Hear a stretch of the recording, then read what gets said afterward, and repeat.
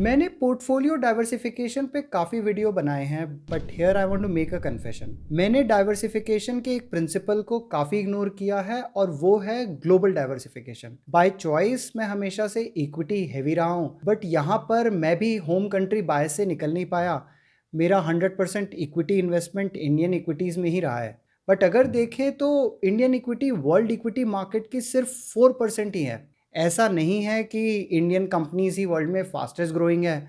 अगर वर्ल्ड की top 10 companies को देखते हैं तो 8 आउट ऑफ 10 यूएस कंपनीज हैं, और सिर्फ दो कंपनियों को अगर हम छोड़ दें तो सारी की सारी टेक कंपनीज हैं। वहीं अगर निफ्टी 50 को देखते हैं तो वहाँ 36% वेटेज फिनेंस कंपनी का ही रहा है, और टेक्नोलॉजी कंपनी का वेटेज तो सिर्फ 11% रहा है, और वो भी टेक सर्विसेज बेस्ड कंपनी ही है। अगर आपको भी मेरी तरह लगता है कि फ्यूचर ग्रोथ टेक में है, तो सिर्फ इंडियन मार्केट में इन्वेस्ट करके मैं कुछ तो भी मिस कर रहा हूँ, और इसे मुझे फिक्स करना होगा। बट ग्लोबल इन्वेस्टिंग एक काफ़ी कॉम्प्लिकेटेड टॉपिक है, और सही बताऊँ तो सभी की तरह मैं भी इसमें कोई खास वेलवर्स नहीं था। So I decided to do a deep analysis of different methods of investing in global equities। उससे कुछ अच्छी फाइंडिंग निकाल के ला पाया। इस वीडियो में मैं अपनी उन्हीं फाइंडिंग को डिटेल में एक्सप्लेन करूंगा। आपको बताऊंगा कि ग्लोबल इन्वेस्टिंग के कौन से डिफरेंट मेथड्स हैं, हर मेथड में क्या बेनिफिट है, क्या डिफिकल्टी है, फाइनली एट द एंड मैं कौन सी वाली स्ट्रैटेजी चूज करने वाला हूं। हेलो जी, welcome to my YouTube channel. My name is Amit Upadhyay, और मैंने एक लंबे कॉर्पोरेट करियर के बाद फिनेंशियल इंडिपेंडेंस अचीव किया है, और मैं अपने इस चैनल के थ्रू मैं अपनी लर्निंग आप सभी के साथ शेयर करना चाहता हूं। इससे पहले कि हम डिफरेंट ऑप्शंस को एक्सप्लोर करें, मैं थोड़ा टाइम ग्लोबल इन्वेस्टिंग के रीजंस पर स्पेंड करना चाहूँगा। अगर आप ऑलरेडी कन्विंस्ड हैं कि ग्लोबल इक्विटी में इन्वेस्ट करना अच्छा है, तो आप इस सेक्शन को चाहे तो स्किप भी कर सकते हैं, वरना इस सेक्शन में आप इजीली समझ जाएंगे कि ये इन्वेस्टमेंट करना क्यों ज़रूरी है। अगर डिफरेंट ग्लोबल इक्विटी मार्केट के रिटर्न्स को कंपेयर करके देखेंगे तो लास्ट 15 ईयर्स में निफ्टी 50 ने अराउंड 12.5% का रिटर्न दिया है, जो यूरोपियन और अदर इमर्जिंग मार्केट के इंडेक्स से कंसिडरेबली ज़्यादा है। बट इसी पीरियड में अगर हम S&P 500 जो कि यूएस का ब्रॉड बेस्ड इंडेक्स है उसे देखते हैं, तो उसने 13.9% रिटर्न दिया है, और नास्डैक 100 जो यूएस की टेक्नोलॉजी कंपनी पे फोकस्ड है उसने निफ्टी 50 से ऑलमोस्ट 5% ज़्यादा 17.5% रिटर्न दिया है। सो प्योर रिटर्न के पर्सपेक्टिव से यूएस मार्केट ने लॉन्ग टर्म में इंडिया से कहीं बेहतर रिटर्न दिए हैं। बट यहाँ पर एक बात देखना बहुत ज़रूरी है कि पिछले 15 ईयर्स में रुपी की वैल्यू यूएस डॉलर के कंपैरिजन में काफ़ी गिरी है। 15 साल पहले जहाँ एक यूएसडी लेने के लिए 46 रुपीज़ देने पड़ते थे, वहीं आज 88 रुपीज़ से ज़्यादा लगते हैं। इट मीन्स 15 ईयर्स पहले अगर आपने सिर्फ $1 का नोट भी रखा होगा तो 91% रिटर्न तो आपको वैसे ही मिल जाएगा। इसे रुपी डिवैल्यूएशन बोलते हैं, और हर साल रुपी ऑन एवरेज 4% डिवैल्यूएट हो जाता है। अगर निफ्टी 50 का रिटर्न हम यूएसडी टर्म में देखेंगे तो ये इतना एक्साइटिंग नहीं लगेगा। आपको जान के सरप्राइजिंग होगा कि ये रिटर्न गिर करके 7.5% के करीब हो जाता है। अब आप ये सोचेंगे मुझे इससे क्या फ़र्क पड़ता है, मैं तो इंडिया में रहता हूँ। पर इसका एक बड़ा रीज़न है कि हमारी परचेजिंग पावर सिर्फ इंडियन रुपी से डिफाइन नहीं होती है। हम जो ऑयल खरीदते हैं, लेटेस्ट इलेक्ट्रॉनिक और गैजेट्स खरीदते हैं, गोल्ड खरीदते हैं, उन सबकी प्राइस डॉलर्स में डिफाइन होती है। तो आपका जो ड्रीम आईफोन सिर्फ इस वजह से महंगा नहीं हो रहा है कि एप्पल प्राइस बढ़ाता जा रहा है, बल्कि साथ में रुपी भी डिवैल्यूएट होता जा रहा है। तो अगर हमें अपनी परचेजिंग पावर स्टेबल रखनी है तो हमारे इन्वेस्टमेंट में डॉलर के एक्सपेंसिव होने को भी ऑफसेट करके रखना होगा, और वो तभी पॉसिबल है जब हम डॉलर सेंट्रिक एसेट में भी इन्वेस्ट करेंगे। तो हम अगर यूएस सेंट्रिक स्टॉक में इन्वेस्ट करते हैं तो न सिर्फ हमें यूएस स्टॉक के बेहतर रिटर्न का बेनिफिट मिलता है, बल्कि डॉलर के अप्रिशिएट होने का भी बेनिफिट मिल जाता है। नास्डैक 100 में अगर एक अमेरिकन यूएस में इन्वेस्ट करता है तो उसे 17% के करीब रिटर्न मिलेगा, और वहीं अगर इंडिया से हम इन्वेस्ट करते हैं तो हमें 4% ज़्यादा 21% रिटर्न मिलेगा। That's a positive part of rupee depreciation. US में इन्वेस्ट करने का एक दूसरा बड़ा रीज़न है कि वर्ल्ड की मोस्ट प्रॉमिसिंग कंपनीज जैसे कि Apple, Nvidia, Google, Meta, Amazon, Microsoft, ये सभी अमेरिकन कंपनीज हैं। आपको जान के सरप्राइज होगा कि एनवीडिया जो कि एआई वर्ल्ड के लिए बहुत ही क्रिटिकल कंपनी है, उसका वैल्यूएशन $4 ट्रिलियन से ज़्यादा है, और इंडिया के इंटायर स्टॉक मार्केट का वैल्यूएशन उसके ऑलमोस्ट करीब 5 ट्रिलियन डॉलर्स के करीब है। तो एक यूएस कंपनी हमारे पूरे मार्केट के वैल्यूएशन के ऑलमोस्ट बराबर है। तो यूएस इक्विटी मार्केट में डाइवर्सिफिकेशन करना ऑप्शनल नहीं है, मोर और लेस मैंडेटरी है। आपने ऑब्जर्व किया होगा कि मैं ग्लोबल इन्वेस्टमेंट को यूएस इन्वेस्टमेंट से इक्वेट कर रहा हूं, बट ये काफ़ी ऑब्वियस है क्योंकि वर्ल्ड इक्विटी मार्केट वैल्यूएशन का 45% यूएस इक्विटी का है। तो यूएस इक्विटी में इन्वेस्ट करना ग्लोबल इक्विटी में इन्वेस्ट करने का पहला स्टेप है। अब आपको समझ आ गया होगा कि ग्लोबल इन्वेस्टिंग क्यों ज़रूरी है। तो अब समझते हैं कि ग्लोबल इन्वेस्टिंग करने का तरीका क्या है। इसको करने के ब्रॉडली दो तरीके हैं। पहला है इनडायरेक्ट मेथड, जहां आप ब्रॉडली 3 इंस्ट्रूमेंट यूज कर सकते हैं। 2 इंस्ट्रूमेंट कुछ काफ़ी टाइम से हैं, जैसे कि इंटरनेशनल म्यूचुअल फंड और लोकल ईटीएफ जो कि ग्लोबल इंडेक्सेस को फॉलो करते हैं। और एक नया तीसरा मेथड है जो कि है गिफ्ट सिटी फंड्स। सबसे पहले इंटरनेशनल म्यूचुअल फंड को देखते हैं। ये किसी भी जनरल म्यूचुअल फंड के जैसे ही हैं, जस्ट दैट कि उन्हें 80% एसेट जो है वो इंटरनेशनल इक्विटी में इन्वेस्ट करना होता है। अगर आप मॉर्निंग स्टार में जाकर के ग्लोबल कैटेगरी को सेलेक्ट करते हैं तो ऐसे 60 फंड्स इंडिया में मिलेंगे। इनमें Motilal Oswal Nasdaq 100, Franklin US opportunity fund of fund, Motilal Oswal S&P 500, Kotak US equity जैसे बहुत ही पॉपुलर फंड्स हैं। मोस्टली ये फंड्स यूएस के स्टॉक खरीदने के बजाय यूएस के कुछ फंड्स या ETF में इन्वेस्ट करते हैं। इसीलिए majority of the funds fund of fund की कैटेगरी में आते हैं। दूसरा मेथड अगर ETF को देखते हैं तो इंडिया में ग्लोबल इन्वेस्टिंग के सिर्फ 6 ETF हैं और इनकी लिस्ट भी आपको मॉर्निंग स्टार में मिल जाएंगी अगर आप म्यूचुअल फंड सेक्शन में रैंक ETF सेलेक्ट करके ग्लोबल कैटेगरी को चूज करते हैं। ये ETF मिराय एसेट, मोतीलाल ओसवाल और निपॉन के ही हैं और इसमें मोतीलाल ओसवाल नैस्डैक 100 का सबसे बड़ा ETF है जो कि नैस्डैक 100 को फॉलो करता है। अगर आपको लग रहा है कि अब तो आपको ऑप्शन मिल गए, अब तो इन्वेस्ट करते हैं, तो प्लीज़ थोड़ा सा एक्साइटेड मत होइए क्योंकि यहाँ पर एक कॉम्प्लिकेशन है। इंडियन गवर्नमेंट फॉरेन इन्वेस्टमेंट को बहुत ज़्यादा प्रमोट नहीं करना चाहती है, इसलिए उनको रेगुलेट करने की कोशिश करती है। म्यूचुअल फंड को ऑल टुगेदर एक $7 बिलियन का कैप फॉलो करना पड़ता है। मीन्स उनका टोटल फॉरेन इन्वेस्टमेंट $7 बिलियन से ज़्यादा का नहीं हो सकता। On top of that her AMC को $1 बिलियन की इंडिविजुअल लिमिट में भी रहना पड़ता है। इंडिया की म्यूचुअल फंड इंडस्ट्री $800 बिलियन के करीब है और ये $7 बिलियन की लिमिट काफी छोटी है। ये लिमिट 2022 में पहली बार हिट भी हो गई थी। इससे कभी रिवाइज ही नहीं किया गया, तो म्यूचुअल फंड इंडस्ट्री के लिए काफी बड़ा चैलेंज बन गया है। ETF में लिमिट $1 बिलियन की है, तो आप समझ सकते हैं कि म्यूचुअल फंड और ETF के लिए बहुत ही डिफिकल्ट है तो वो ऐसे इस लिमिट को किस तरह से फॉलो करें। तो जैसे ही ये लिमिट हिट हो जाती है, म्यूचुअल फंड फर्दर इन्वेस्ट करना बंद कर देता है, तो आप कोई रेगुलर इन्वेस्टमेंट यहाँ पर प्लान ही नहीं कर सकते हैं। करंटली 19 फंड्स में इन्वेस्टमेंट अभी भी ओपन है और फाइन प्रिंट ने एक अच्छी लिस्ट कंपाइल की है ऐसे फंड्स की जो अभी भी ओपन है, और ये लिस्ट मैं अपने डिस्क्रिप्शन में डाल दूंगा, तो आप उसमें अभी के लिए इन्वेस्ट कर सकते हैं। ये काफ़ी लिमिटेड ऑप्शन है और कितने दिन तक खुले रहेंगे मुझे ये भी नहीं पता है, बट स्टार्ट करने के लिए बुरे नहीं है।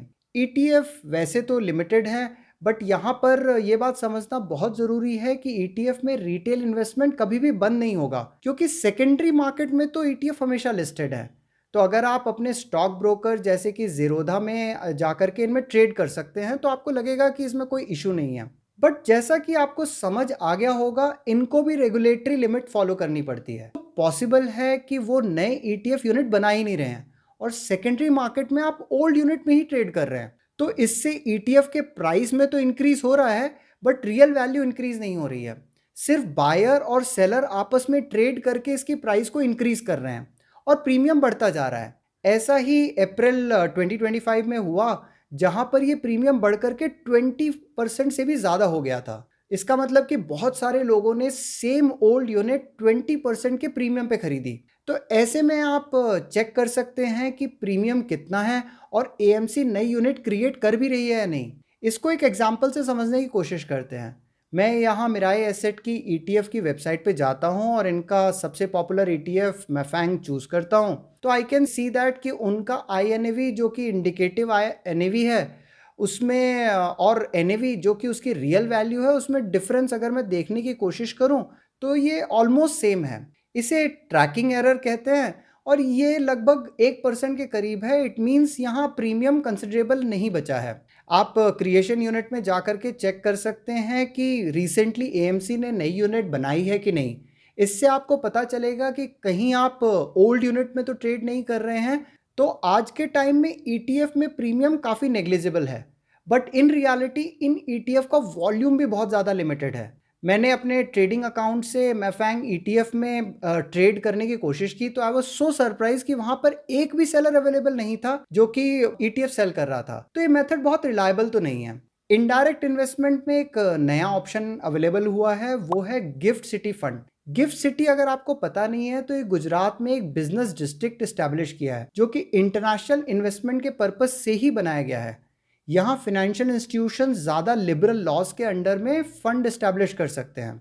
बिना डिटेल में गए हुए मैं बताना चाहूँगा कि यहाँ most of the funds foreign institutions को इंडिया में इन्वेस्ट करने के लिए बनाए गए हैं, बट इंडियंस को फॉरेन में इन्वेस्ट करने के लिए कुछ फंड अब आने शुरू हुए हैं।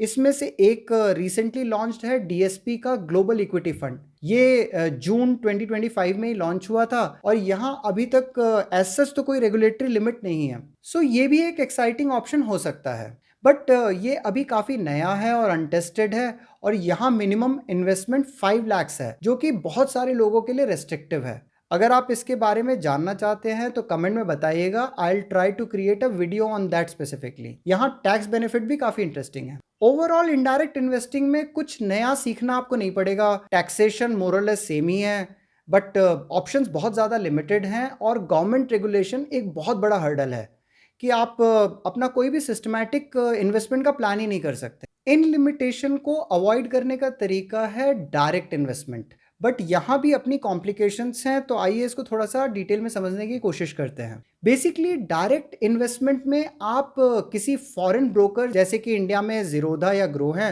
उनके पास अकाउंट खोलते हैं और उनके थ्रू आप फॉरेन स्टॉक्स या ईटीएफ में डायरेक्टली इन्वेस्ट करते हैं। ये सुनने में बड़ा सिंपल लगता है, बट ये इतना सिंपल है नहीं। फॉरेन ब्रोकर जैसे कि Charles Schwab, interactive broker Indians को अकाउंट ओपन करना अलाउ तो करते हैं, बट ये प्रोसेस बहुत ज़्यादा सिंपल नहीं है और कुछ केसेस में मिनिमम डिपॉजिट भी रखने पड़ते हैं। अनलेस आप काफ़ी फाइनेंशियली सेवी हैं, ये रास्ता मुझे थोड़ा सा टफ लगता है। यूएस स्टॉक्स यूएसडी में खरीदे जाते हैं, तो आपको पहले वायर ट्रांसफ़र के थ्रू अपनी मनी इन अकाउंट में भेजनी पड़ेगी और फिर रिमिटेंस करते समय भी हमें वापस वायर ट्रांसफ़र के थ्रू पैसे वापस लेकर के आने पड़ेंगे। इन ब्रोकर के प्रोसेसेस इंटरनेशनल स्टैंडर्ड्स पर बने हुए हैं, तो उसे इंडियन स्टैंडर्ड में कन्वर्ट करना थोड़ा सा मुश्किल हो जाता है और इसमें गलती होने के चांसेस भी बढ़ जाते हैं। ऐसे में कुछ इंडियन कंपनी जैसे कि आईएनडी मनी और वेस्टेड ने अच्छे सॉल्यूशंस बनाए हैं, जहां ये Indian companies in foreign brokers के लिए इंटरमीडिएटरी की तरह से काम करती है। आपका अकाउंट तो फॉरेन ब्रोकर्स जैसे कि ड्राइव वेल्थ, अल्पाका इनके साथ बनता है, बट ये आपको कन्वीनियंस देती हैं जिससे कि आपको अकाउंट ओपन करना, अपना पैसा ट्रांसफ़र करना,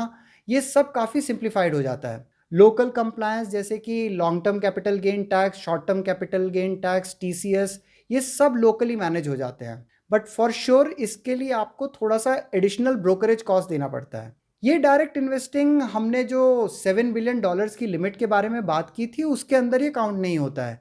इसमें सबकी इंडिविजुअल लिमिट होती है जो कि एलआरएस के अंडर में आती है। इसकी लिमिट आरबीआई ने पर पर्सन $250,000 पर स्टैब्लिश की है, जो लगभग 2.2 करोड़ के करीब है। ये किसी भी रिटेल इन्वेस्टर के लिए मोर देन सफिशिएंट है। यहाँ पर आप फॉरेन एसेट पर्सनली होल्ड करते हैं, तो ये इनडायरेक्ट इन्वेस्टमेंट से काफ़ी डिफरेंट है और आपको ये सब अपने इनकम टैक्स रिटर्न में डिक्लेयर करना पड़ेगा कि आप कौन से फॉरेन एसेट्स ओन कर रहे हैं। अब जब आप सारे इन्वेस्टमेंट ऑप्शंस को समझ गए हैं तो इनका एक साइड बाय साइड कंपैरिजन करते हैं, जिससे कि हमें बेस्ट ऑप्शन चुनना आसान हो जाएगा। इसको हम 7 पैरामीटर के बेसिस पे करेंगे और देखेंगे कि हमारे लिए कौन सा ऑप्शन बेस्ट है। सो जैसे हमने डिस्कस किया, यहाँ पर इनडायरेक्ट इन्वेस्टमेंट और डायरेक्ट इन्वेस्टमेंट ऑप्शन है। इनडायरेक्ट इन्वेस्टमेंट के अंदर ये 3 मेथड्स हैं, जो कि international mutual fund, domestic ETF और ग्लोबल इक्विटी फंड्स जो गिफ्ट सिटी में हैं। और डायरेक्ट इन्वेस्टमेंट में इंडियन ब्रोकर्स और इंटरनेशनल ब्रोकर्स, इनको इन 7 पैरामीटर के अंदर हम कंपेयर करके देखेंगे। सबसे पहले सिंप्लिसिटी ऑफ इन्वेस्टिंग के हिसाब से अगर हम देखते हैं तो इंटरनेशनल म्यूचुअल फंड जो है ये काफ़ी सिंपल हैं इनमें इन्वेस्ट करना आप, क्योंकि म्यूचुअल फंड के प्रिंसिपल्स से काफ़ी हद तक अकस्टम हैं। वहीं अगर ETF और ग्लोबल इक्विटी फंड्स को देखते हैं तो ये थोड़े से स्लाइटली कॉम्प्लिकेटेड हैं। ETF में तो स्पेसिफिकली अगर आपको ये प्रीमियम चेक करना पड़ेगा तो it can become little bit complicate. वहीं अगर डायरेक्ट इन्वेस्टमेंट के मेथड्स के अंदर देखते हैं तो इंडियन ब्रोकर्स के थ्रू ट्रेड करना काफ़ी ज़्यादा सिंपल रहेगा, बिकॉज ये आपकी most of the international trading की कॉम्प्लेक्सिटी को सिंप्लीफाई कर देते हैं। रेगुलेटरी हर्डल के हिसाब से देखेंगे तो most of the domestic options जो है वो काफ़ी डिफिकल्ट हैं, और मैं खासकर ये गिफ्ट सिटी फंड को अभी इवैल्यूएट नहीं करना चाहूँगा, क्योंकि इसके बारे में मैं भी ज़्यादा नहीं समझ पाया हूँ और शायद इसकी clarity over the period of time establish होगी। वहीं अगर डायरेक्ट इन्वेस्टमेंट के केसेस में ऑप्शंस अगर हम देखते हैं तो ये इनमें कोई ऐसा रेगुलेटरी हर्डल नहीं है, क्योंकि लिमिट काफ़ी ज़्यादा है, आप अपने फ्रीडम के हिसाब से इन्वेस्ट कर सकते। कंट्रोल और फ्लेक्सिबिलिटी के पैरामीटर के बेसिस पे अगर हम देखते हैं तो यहाँ पर इंटरनेशनल म्यूचुअल फंड और ETF के अंदर फ्लेक्सिबिलिटी की थोड़ी सी कमी है, क्योंकि बहुत ज़्यादा ऑप्शंस नहीं है और जो ऑप्शन क्राफ्टेड हैं उसमें से ही चुन सकते हैं। गिफ्ट सिटी फंड में तो ये फ्लेक्सिबिलिटी बहुत ही कम है, क्योंकि आज के टाइम में सिर्फ एक ही फंड अवेलेबल है। यहाँ पर डायरेक्ट इन्वेस्टमेंट मेथड्स काफ़ी बेहतर करते हैं, क्योंकि यहाँ पर आपके पास पूरा का पूरा इक्विटी मार्केट का एक्सेस होता है, तो आप किसी भी इंडिविजुअल कंपनी या फंड के अंदर डायरेक्टली इन्वेस्ट कर सकते हैं और आपको ये पूरी फ्लेक्सिबिलिटी है। वहीं अगर टैक्सेशन कॉम्प्लेक्सिटी के बेसिस पे जाएंगे तो इंडियन म्यूचुअल फंड और डोमेस्टिक ETF जो है ये काफ़ी ज़्यादा सिंपल है। इवन गिफ्ट सिटी का ऑप्शन भी काफ़ी ज़्यादा सिंपल है, क्योंकि यहाँ पर कंप्लीटली जो टैक्सेशन है वो इसी हिसाब से डिफाइन किया हुआ है जो कि डोमेस्टिक इन्वेस्टर्स के लिए हो। वहीं अगर हम इन डायरेक्ट मेथड्स के अंदर जाएंगे तो ये थोड़ा सा कंपैरेटिवली कॉम्प्लिकेटेड हो जाता है, क्योंकि आप इंडिया से बैठ करके एक फॉरेन एसेट के अंदर इन्वेस्ट कर रहे हैं। इंडियन ब्रोकर के साथ ये कॉम्प्लेक्सिटी फिर भी थोड़ी कम हो जाती है, क्योंकि ये काफी कॉम्प्लेक्सिटी को कवर कर लेते हैं। बट ओवरहेड कॉस्ट के हिसाब से अगर हम देखेंगे तो इंटरनेशनल जो म्यूचुअल फंड्स हैं वो फंड ऑफ फंड हैं, तो उनके इनहेरेंटली जो अंदर फंड्स हैं उनमें भी आप एक्सपेंस चार्जेस दे रहे हैं। ऑन टॉप ऑफ दैट ये म्यूचुअल फंड्स ये भी अपने एक्सपेंस चार्जेस लगाते हैं, तो थोड़ा सा स्लाइटली हायर एक्सपेंस रेशियो होता है। वहीं अगर ETF में देखते हैं या गिफ्ट सिटी में देखते हैं तो ये एक्सपेंस रेशियोस रिलेटिवली कम है। वहीं अगर इंडियन ब्रोकर्स के पास अगर हम लोग देखेंगे तो यहाँ पर थोड़े से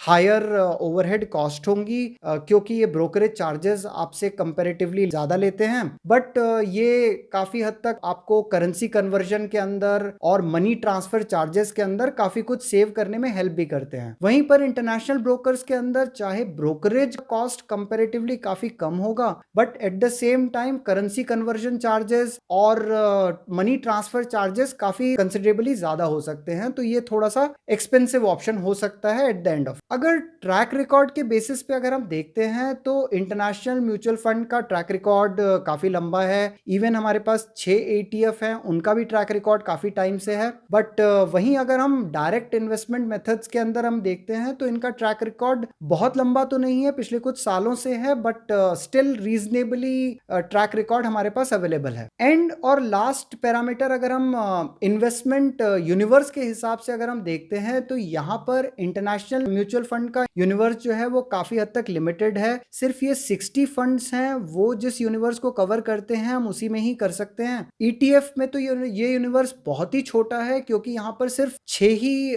ETF हैं जो कि कुछ ही इंडेक्सेस को फॉलो कर रहे हैं। वहीं अगर डायरेक्ट इन्वेस्टमेंट मेथड्स के अंदर इंडियन ब्रोकर के पास देखते हैं तो रीजनेबली अच्छा कवरेज है, क्योंकि ये US को तो पूरी तरह से कवर कर रहे हैं, बट US के बाहर अगर आपको इन्वेस्टमेंट करना है तो वहां पर उनके पास अभी ऑप्शन नहीं है। वहीं अगर आप इंटरनेशनल ब्रोकर के पास जाते हैं तो यहाँ पर एक बहुत बड़ा एडवांटेज मिलता है कि वो आपको पूरे वर्ल्ड के अंदर किसी भी इक्विटी के अंदर इन्वेस्ट करना आपको अलाउ करते हैं। तो इस कंपैरिजन से हम समझ सकते हैं कि यहाँ पर कोई भी एक परफेक्ट मेथड नहीं है। तो अब मैं अपनी इन्वेस्टमेंट स्ट्रैटेजी के बारे में बताऊंगा। मैं अपने पोर्टफोलियो का ऑलमोस्ट 10% US स्टॉक में इन्वेस्ट करने का प्लान कर रहा हूँ। ये मैं एक स्टेप बाय स्टेप अप्रोच में करूँगा, जो कि मैं लगभग अगले 12 मंथ्स के अंदर कर पाऊँगा। ये बहुत ज़्यादा डिपेंडेंट है कि US इक्विटी मार्केट का वैल्यूएशन और अपॉर्चुनिटी किस तरह से इवॉल्व होती है। इन्वेस्टमेंट टूल्स में मेरा अप्रोच एक हाइब्रिड रहेगा, जिसमें कि मैं डायरेक्ट और इनडायरेक्ट को मिला करके यूज़ करूँगा। अगर मुझे लमसम इन्वेस्ट करना है तो उस समय मैं इनडायरेक्ट इन्वेस्टमेंट में सबसे पहले इवैल्यूएट करूंगा कि कौन से म्यूचुअल फंड ओपन है। बिकॉज इंटरनेशनल म्यूचुअल फंड में ऑप्शन ज़्यादा है, वो प्रेफरेबल ऑप्शन रहेगा। अगर ETF में प्रीमियम नहीं है और लिक्विडिटी सफिशिएंट है तो इन बिटवीन मैं इस सेकेंडरी ऑप्शन को भी एक्सप्लोर करने की कोशिश करूंगा। यहाँ पर ओवरऑल इन्वेस्टमेंट में टाइमिंग और वैल्यूएशन के बारे में समझना बहुत ज़रूरी है। वहीं एक रेगुलर सिस्टमैटिक इन्वेस्टमेंट के लिए मैं डायरेक्ट मेथड में एक इंडियन ब्रोकर के थ्रू ग्लोबल इन्वेस्टमेंट करूंगा। मोस्टली मेरी स्ट्रैटेजी US ETF खरीदने को लेकर के ही रहने वाली है, बट इस पर मैं एक सेपरेट वीडियो बनाऊंगा जहां पर मैं अपना लाइव इन्वेस्टमेंट डिमॉन्स्ट्रेट करूंगा, जिससे आपको भी एक क्लैरिटी हो जाएगी कि ये डायरेक्ट इन्वेस्टमेंट होता किस तरह से है। अगले 6 मंथ्स में गिफ्ट सिटी फंड्स पर भी नज़र रखूंगा कि वो कैसा परफॉर्म कर रहे हैं और कौन से ऐसे नए फंड आए हैं जिनमें कि मैं इन्वेस्ट कर सकता हूँ।